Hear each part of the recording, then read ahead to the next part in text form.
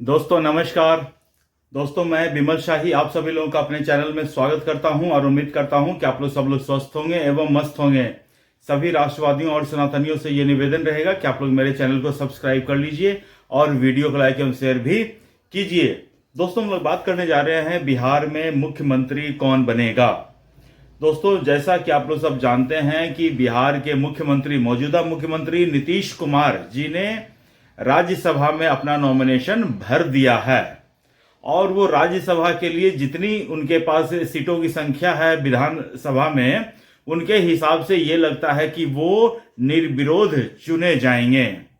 तो अब जब नीतीश कुमार राज्यसभा में चले जाएंगे तो बिहार का मुख्यमंत्री कौन बनेगा, यह $1 मिलियन क्वेश्चन है और इस सवाल का जवाब खोजने की कोशिश हर पत्रकार अपने अपने तरीके से कर रहे हैं। इसी बीच दोस्तों बिहार की राजनीति में नीतीश कुमार के बेटे निशांत कुमार की एंट्री भी हुई है। अब निशांत कुमार की एंट्री होने के बाद जो कौन बनेगा मुख्यमंत्री का जो खेल है वो और ज्यादा कंफ्यूजन वाला हो चुका है। अलग अलग तरह से मीडिया में अलग अलग तरह की रिपोर्ट्स आ रही हैं। कुछ लोग कहते हैं कि निशांत कुमार को एंट्री इसलिए करवाया गया है ताकि उन्हें बिहार का मुख्यमंत्री बनाया जा सके। जदयू के जितने भी वर्कर्स हैं, कार्यकर्ता हैं या फिर पदाधिकारी हैं, वो सब यही डिमांड कर रहे हैं कि निशांत कुमार को मुख्यमंत्री बनाया जाए। लेकिन देखिए, जहां तक निशांत कुमार के अनुभव का बात है, उन्हें किसी भी तरह का राजनीतिक अनुभव नहीं है। उनके मुख्यमंत्री 22 साल से, उनके पिता बिहार के मुख्यमंत्री पिछले 22 साल से हैं। उन्होंने अब तक किसी भी तरह का पॉलिटिक्स में कोई इंटरेस्ट नहीं दिखाया है। अगर उन्हें पॉलिटिक्स में थोड़ा सा भी इंटरेस्ट होता तो कम से कम जदयू तो उनके पिताजी की पार्टी थी, वो जदयू तो कभी भी ज्वाइन कर सकते थे। लेकिन निशांत कुमार को मुझे जहां तक लगता है पॉलिटिक्स में थोड़ा सा भी इंटरेस्ट नहीं है और उन्हें लोग जबरदस्ती अभी पॉलिटिक्स में घुसा दिए हैं। अब वो कितना इच्छुक हैं ये तो आने वाला समय में ही बताया जा सकता है। तो मुख्यमंत्री पद के दावेदार कौन कौन हैं? दोस्तों देखिए, मुझे नहीं लगता है कि बिहार में बहुत ज्यादा स्कोप है मुख्यमंत्री को लेकर। मैं इसलिए कह रहा हूं क्योंकि जब से नीतीश कुमार मुख्यमंत्री हैं और पिछले कुछ समय से 2024 से जनवरी से सम्राट चौधरी और विजय कुमार सिन्हा बिहार के डिप्टी सीएम ऑलरेडी हैं।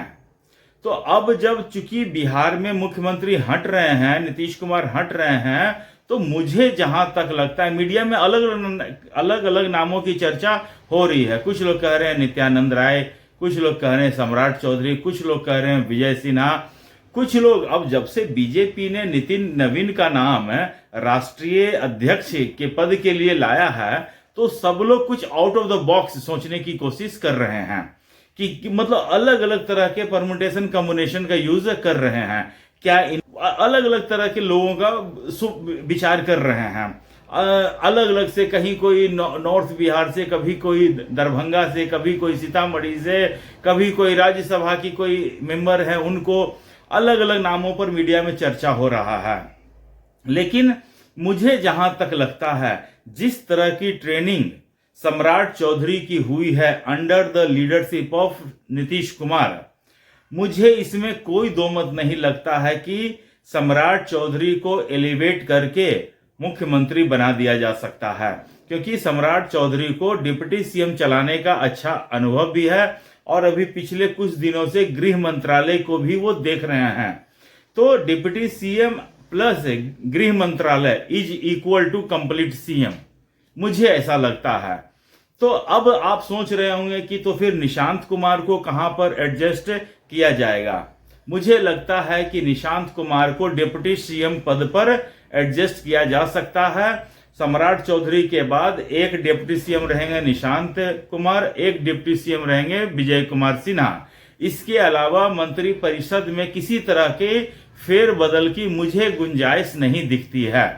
अब जदयू, कुछ लोग कह रहे हैं कि जदयू मांग रही है गृह मंत्रालय में और जदयू मांग रही है बिहार विधानसभा अध्यक्ष का पद। तो मुझे लगता है कि जदयू इस समय बहुत ज्यादा बार्गेन करने की पोजीशन में नहीं है।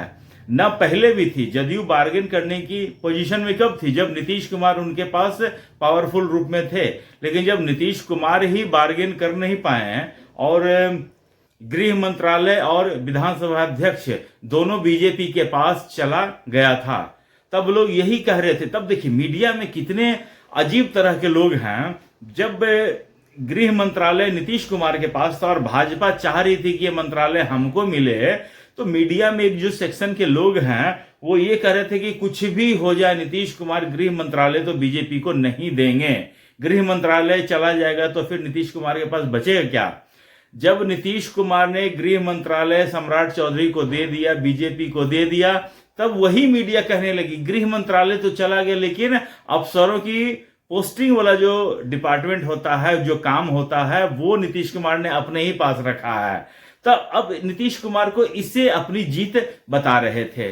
तो मीडिया में एक सेक्शन ऐसा है जो किसी भी कीमत पर चाहते हैं कि नीतीश कुमार या बीजेपी का झगड़ा हो जाए और ये सार्वजनिक रूप से दिख जाए। मीडिया में ये भी चल रहा होता है कि किसी भी तरह बीजेपी को गृह मंत्रालय हो या कोई अच्छा डिपार्टमेंट हो वो बीजेपी को न मिले। इस तरह की मीडिया में बहुत चर्चा चलते रहती है। लेकिन मीडिया का काम ही है चर्चा करना।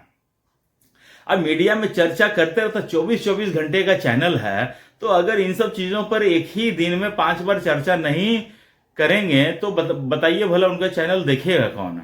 तो यही चीज अभी बिहार में चल रहा है। मुझे लगता है कि नीतीश कुमार 1 या 2 दिन में इन सब चीजों पर पूर्ण विराम लगा देंगे। मुझे लगता है कि बिहार में वही सीएम बनेगा जिसे नीतीश कुमार चाहेंगे। और मुझे कभी पिछले कुछ दिनों से जिस तरह से नीतीश कुमार और सम्राट चौधरी की ट्यूनिंग लग रही है, मुझे उससे ऐसा लग रहा है कि सम्राट चौधरी ही बिहार के सीएम की कुर्सी पर बैठेंगे। और मैंने भी कुछ दिन से देख रहा हूं सम्राट चौधरी जो भाषण भी दे रहे हैं वो इस तरह ही दे रहे हैं जैसे मान लेते हैं कि वही सीएम हैं। वो उनका भाषण में मैंने कई बार सुना है कि वो कह रहे हैं कि नीतीश कुमार ही सीएम हैं, गार्जियन हैं, उन्हीं के मार्गदर्शन पर हम लोग चलेंगे।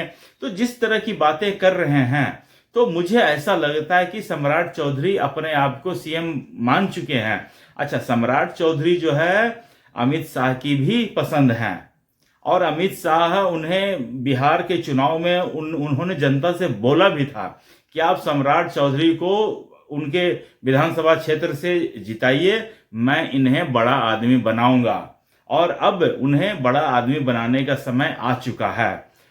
सबसे बड़ी बात यह है कि सम्राट चौधरी जो है प्रशासनिक काम को जो जिस तरह से देख रहे हैं वो काबिले तारीफ है। जिस तरह से अभी अमित शाह का सीमांचल का दौरा था तो अमित शाह ने जैसे ही कहा कि सीमा से 10 किलोमीटर अंदर तक उन्हें किसी भी प्रकार का एनक्रोचमेंट नहीं चाहिए, और उनका अमित शाह का वक्तव्य और उधर सम्राट चौधरी का एक्शन शुरू हो जाता है। तो सम्राट चौधरी अमित शाह के गुड बुक में आने के लिए हर संभव प्रयास कर रहे हैं और मुझे लगता है कि उन्हें उनका फल जरूर मिलेगा। और मुझे इसमें अब कोई दो मत नहीं लगता है। अब अगर कुछ out of the box BJP, जिसके लिए बीजेपी जानी जाती है, अगर वो कर देती है तो मैं नहीं कह सकता हूं, लेकिन जो अभी खुली आंखों से दिख रहा है मुझे, मैं इसमें आश्वस्त हूं कि सम्राट चौधरी बिहार के अगले मुख्यमंत्री होंगे। दोस्तों, आपको क्या लगता है? आपको क्या लगता है कि सम्राट चौधरी मुख्यमंत्री बनेंगे या बीजेपी फिर कोई आउट ऑफ द बॉक्स नेता बिहार में देगा? कमेंट करके बताइए। तब तक आप लोग अपना ख्याल रखिए, स्वस्थ रहिए, मस्त रहिए। तब तक ले नमस्कार, बाय।